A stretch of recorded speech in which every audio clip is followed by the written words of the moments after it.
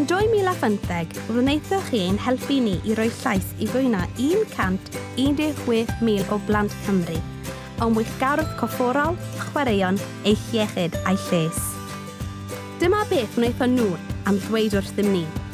Mae 48% ohonyn nhw wedi gwirioni ar chwaraeon, gan rhedeg, neidio a nofio eu ffordd at gymryd rhan mewn gweithgarwch corfforol, 2 gwaith yr wythnos o leiaf, bob wythnos.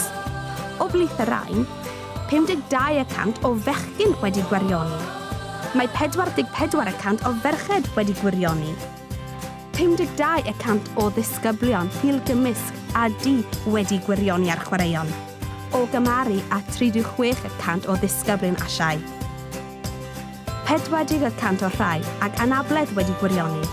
43% o rhai sy'n byw mewn ardal o gynnu wedi gwirioni.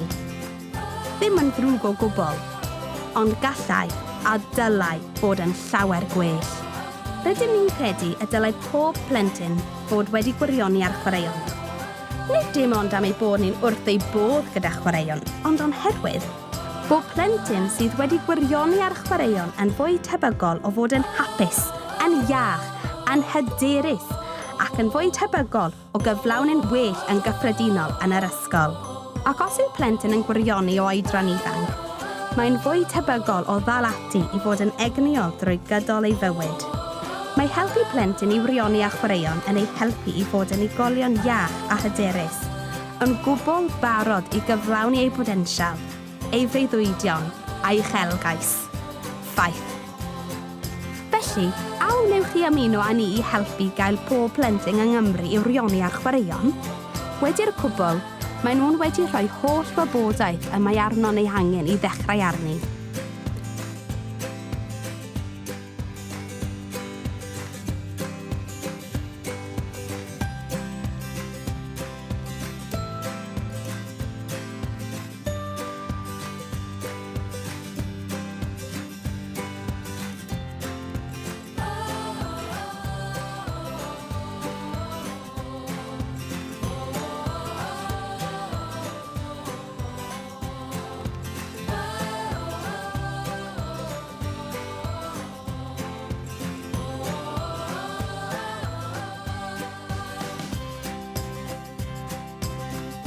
Maen nhw'n wedi dweud wrthym a bydd plentyn yn gwirioni ar chwaraeon pan mae'n gallu cymryd rhan.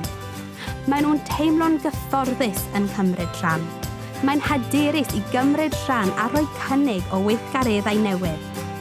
A phan mae'n mwynhau cymryd rhan.